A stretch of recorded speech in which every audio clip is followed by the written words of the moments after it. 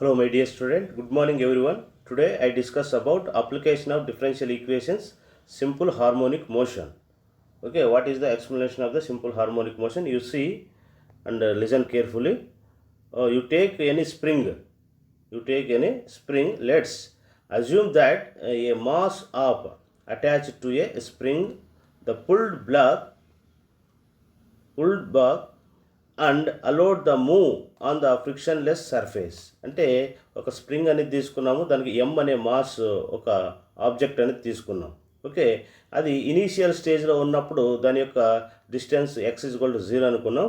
అది ఫోర్స్ అనేది ఫుల్ చేసినప్పుడు xm అనే డిస్టెన్స్ వచ్చింది. ద స్ప్రింగ్స్ అనేది అట్రాక్ట్ అయినప్పుడు అంటే టెంజైల్ జరిగినప్పుడు -xm అనే డిస్టెన్స్ అనేది ఏర్పడింది అనమాట. Okay, you see this is the m mass. Here the K is the stiffness of the spring, Km is the distance, negative distance, and this is the positive distance. Okay, the simple harmonic motion, we know that if we strengthen a spring with a mass on the end and let it go, the mass will be oscillated back and forth if there is no friction. అంటే ఇక్కడ మనకు friction అనేది లేదు. So ఈ బాడీని అనేది మనం force అనేది ఒకవేళ అప్లై చేసినప్పుడు ఇది కొంచెం ఎక్స్టెన్షన్ అవుతుంది. మళ్ళీ ఫోర్స్ అనేది రిమూవ్ చేసినట్లయితే మళ్ళీ ఏమవుతుంది, ఈ పొజిషన్కి వచ్చేస్తుంది. Okay, this is first position figure చూడండి. ఇది ఫోర్స్ అప్లై చేసినప్పుడు అనుకోండి, ఇక్కడ ఏం ఫ్రిక్షన్ లేదు. ఒకవేళ మనకు ఫ్రిక్షన్ లేదు, ఫోర్స్ అప్లై చేసినప్పుడు ఇలా ఉంటుంది. ఫోర్స్ అనేది మనం తీసివేసేస్తే ఇలాగా వచ్చేస్తుంది అనమాట. ఓకే, దిస్ ఇస్ బ్యాక్ వచ్చేస్తుంది.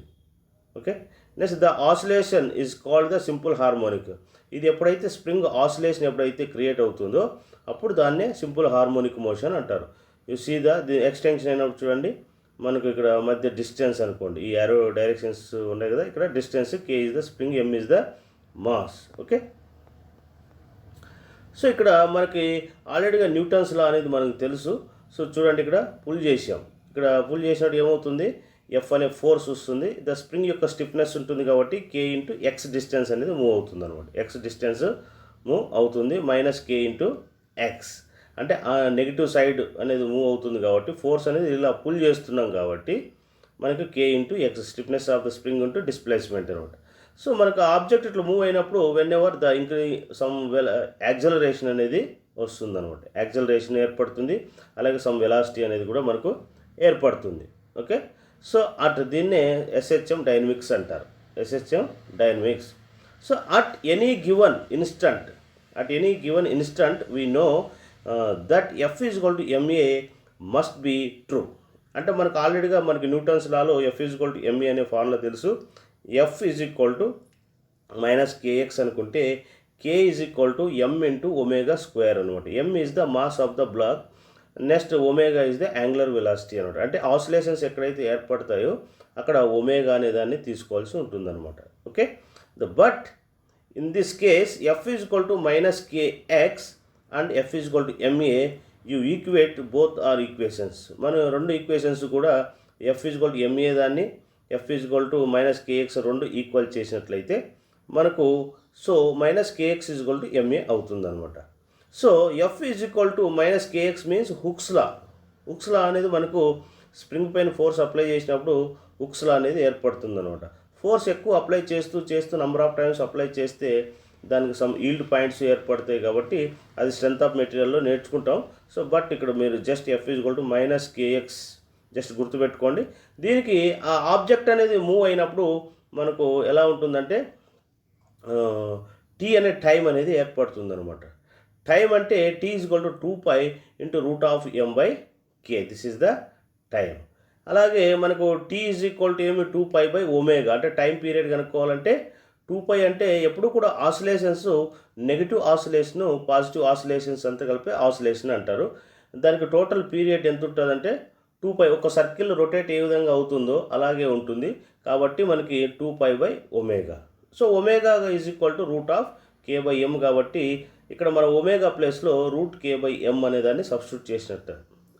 ఓకే, ఇక్కడ సబ్స్టిట్యూట్ చేసినట్లయితే మనకి T = 2π √m/k అనేది వస్తుంది. ఓకే, చూడండి ఎస్హెచ్ఎం డైనమిక్. చూడండి సర్క్యులర్ రొటేషన్ ఏ విధంగా ఉంటుందో అని ఎక్స్ప్లెయిన్ చేశాం కదా. చూడండి ఈ సర్కిల్ అనేది ఇలాగ రొటేట్ అవుతూ వచ్చింది అనుకోండి, దాని టైం పీరియడ్ వచ్చి ఫండమెంటల్ టైం పీరియడ్ 2π అనేది ఉంటుంది. But wait minute, what does angular velocity omega have to do with moving a back and forth in the strength of the line. Okay, ఇక నెగిటివ్ బ్యాక్ వచ్చినప్పుడు ఇలాగ negative అనేది create అవుతుంది. ఒకవేళ forward అయినప్పుడు ఇట్లా పాజిటివ్ అనేది క్రియేట్ అవుతుంది. అంటే ఫార్వర్డ్ హాఫ్ సైకిల్ ఏదైతే వస్తుందో అది పాజిటివ్ అనమాట. వెనక్కి వస్తే నెగిటివ్గా క్రియేట్ చేసుకోవాలి. So this is the we are representing the oscillations. So y యొక్క ఇక్కడి నుంచి ఇక్కడ డిస్టెన్స్ కనుక్కోవాలంటే y is equal to r cos θ. ఇది సర్కిల్ కదా, దీనికి రేడియస్ అంటూ ఉంటుంది కాబట్టి ఇక్కడి నుంచి ఇక్కడ వరకు రేడియస్ తీసుకున్నట్లయితే r into cos θ. The angle అనేది y యాక్సిస్ టచ్ చేస్తుంది కాబట్టి θ అనేది r cos θ. సో పొజిషన్ 1లో ఉన్నప్పుడు ఇలా ఉంటుంది సైకిల్. పొజిషన్ 2లోకి వచ్చేస్తే మనకు ఇలా వస్తుంది. పొజిషన్ 3లోకి వచ్చినప్పుడు పొజిషన్ 3 ఈ లైన్ మీద ఉంటుంది. పొజిషన్ 4లోకి వచ్చినప్పుడు ఇలాగ వస్తుంది. పొజిషన్ 5లోకి వచ్చినప్పుడు ఇలాగ వస్తుంది. సో ఈ సర్కిల్ ఇట్లా రొటేషన్ను బట్టి ఏమిది సర్కిల్ యొక్క రొటేషన్స్ బట్టి ఈ ఆసిలేషన్ అనేది మనకు జనరేట్ అవుతుంది అనమాట. సో ఇక్కడ పొజిషన్ 3 దగ్గర కాస్ 0 అయిపోతుంది. అంటే కాస్ 90 degrees వచ్చి 0 అవుతుంది.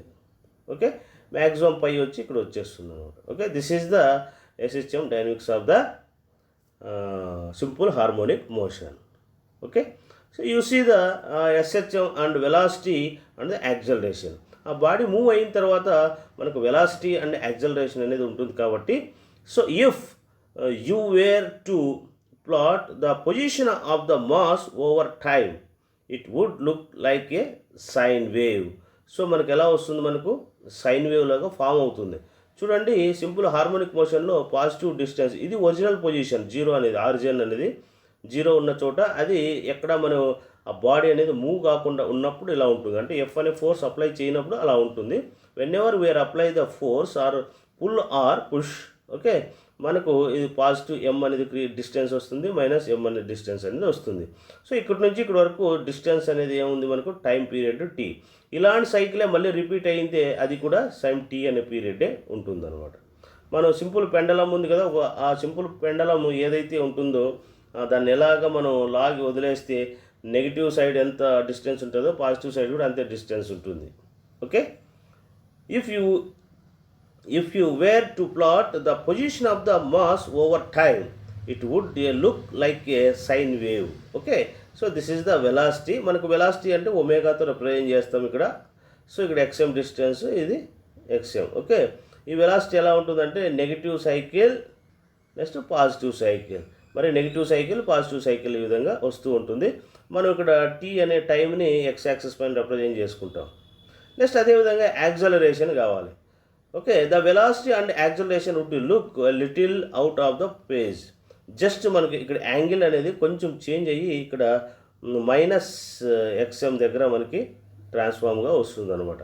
అంటే when ever differentiate with respect to time the velocity, అంటే వెలాసిటీని మనం డిఫరెన్షియేషన్ చేస్తే మనకు యాక్సలరేషన్ వస్తుంది. కాబట్టి ద యాక్సలరేషన్ అంటే ω² xm and minus ω² xm. Okay, దీన్ని డెరివేటివ్ చేస్తే ఈ ఫామ్ అవుతుంది అనమాట. ఓకే, చూడండి ప్రాబ్లం వర్టికల్ స్ప్రింగ్. ఇక్కడ mass M120 102 grams is hung from a vertical spring ఇచ్చాము. The equilibrium, the position y is equal to 0, the mass then pulled on the distance d is equal to 10 centimeters from the equilibrium. Okay, raise t is equal to 0. The measure of the period of oscillation t is equal to 0.8 seconds. What is the spring constant? Find out చేయమన్నాడు. అంటే ఒక spring అనేది మనకి ఇక్కడ roof fix చేశాడు, దీనికి M అనే mass apply చేశాడు. ఆ పొజిషన్లో ఎలా ఉంది, ఇక్కడ మనకు t అనేది 0 ఉన్నప్పుడు ఇలా ఉంది. అది తర్వాత ఏమవుతుంది, దిస్ ఈజ్ ద ఎక్స్టెన్షన్ అవుతుంది అనమాట. ఆ ఎక్స్టెన్షన్ అయినప్పుడు k అనే వాల్యూ అనేది వస్తుంది. ఆ k అనేది మనం కనుక్కోవాలి. సో ఇక్కడ వచ్చి ఇక్కడ -d ఉంది, ఇక్కడ పాజిటివ్ సైడ్ y ఉంది. అంటే స్ప్రింగ్ అనేది అప్వర్డ్ డైరెక్షన్కి మూవ్ అవుతుంది అనుకున్నట్లయితే దాని బిహేవియర్ ఎలా ఉంటుందో మనకు దాని ప్రకారం మనం k అనే వాల్యూ కనుక్కోవచ్చు. ఓకే, సో మనకు ఆల్రెడీగా సింపుల్ పెండులం లాగా తెలుసు కదా, the period is proportional to the square root of the length over the gravity. So ఈ సింపుల్ పెండులం ఏదైతుందో ఇది అట్రాక్ట్ అవుతూ ఉంటుంది కాబట్టి mg మనకు తెలుసు. సో కాబట్టి ఇక్కడ డి అనే డిస్టెన్స్ ఉంది. ఈ స్ప్రింగ్ యొక్క లెంత్ ఇక్కడ ఎల్ అనుకున్నట్లయితే, ఇక ఈ లైన్ యొక్క లెంత్ ఎల్ అనుకున్నట్లయితే ఇక్కడ తీటా అనేది ఏర్పడుతుంది. So T is equal to 2 √L/z దీన్ని అప్లై చేస్తాం. Works then the angle is less than 15 degrees. Okay, then the period does not depend on the mass of the object. Okay, does not depend on the mass of the object పైన depend అయ్యే అవకాశం ఉండదు time period అనేది. చూడండి ఇక్కడ మనకు you are sitting up the on a swing, a friend give you small push and you start swinging back the fourth with the period t1. Suppose were standing on the swing rather than the sitting. When the given a small push, start swinging back of the fourth with the period t2. Which of the following true? So చూడండి ఇక్కడ t1 t2, t1 greater than t2, t1 less than t2. Okay, మనకి ఏది మనకు greater than అవుతుందో చూడండి. మనకి which the following ట్రూస్ అనమాట. Okay, t1 is equal to, మనకి సింపుల్ పెండలం ఎలా ఉంటుంది, టైం పీరియడ్ అది మూవ్ అయినప్పుడు ఎంత టైం పీరియడ్ పడుతుందో వెనక్కి రావడానికి కూడా అంతే టైం పీరియడ్ పడుతుంది. కాబట్టి t1 is equal to t2 అవుతుంది అనమాట. This is the simple harmonic concept. Okay, చూడండి ఇక్కడ మనకు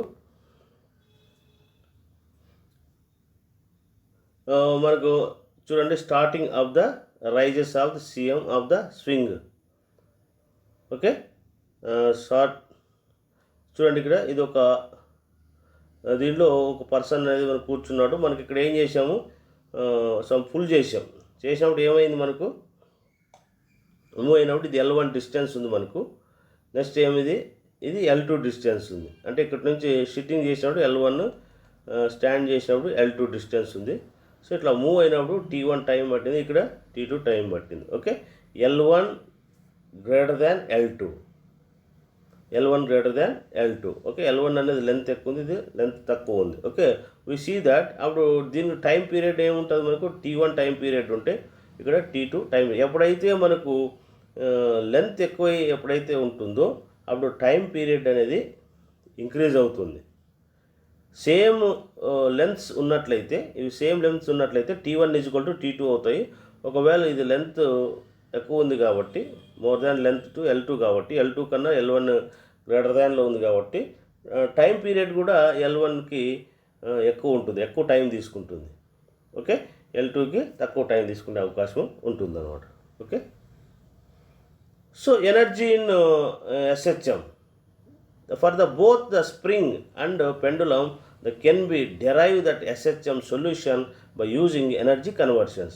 ఎప్పుడైతే మనకు సింపుల్ హార్మోనిక్ మోషన్లో ఇట్లా మూమెంట్ వచ్చినప్పుడు మనకు కైనెటిక్ ఎనర్జీ, పొటెన్షియల్ ఎనర్జీ అనేటివి ఉంటాయి.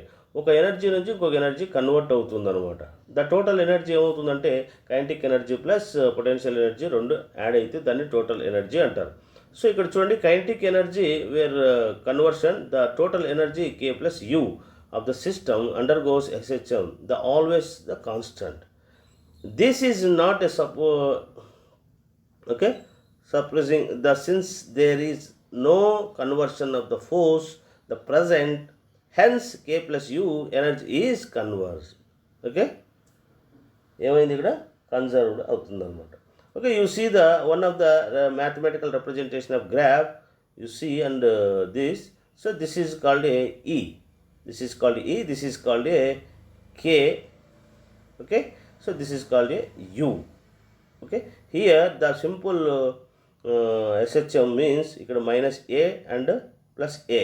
సో ఇక్కడ 0 నుంచి మైనస్ Aకి డిస్టెన్స్ ఎంతైతే ఉందో 0 to ప్లస్ A కూడా అంతే డిస్టెన్స్ ఉంటుంది అనమాట. So this is called S distance. Here this is the E. Okay, so this is called A U, this is called A K. అంటే ఏమి, ఈ కైనెటిక్ ఎనర్జీ ప్లస్ ఈ పొటెన్షియల్ ఎనర్జీ ఏదైతే ఉందో అంటే K plus U that is equal to E అవుతుంది అనమాట. Okay, ఇక్కడ ఎంతైతే ఎనర్జీ ఉంటుందో అలాగే ఇటు సైడ్ తీసుకున్నా కూడా అంతే ఎనర్జీ అనేది మనకు ఉండే అవకాశం ఉంటుందన్నమాట. This is the concept of energy in SHM. Okay, this topic is over. Tomorrow I will discuss another topic, the second order and higher order differential equations. Tomorrow I will discuss. This topic is over. First unit అంతా మీకు complete చేశాను, applications కూడా. Tomorrow I will discuss another topic. Okay, thank you.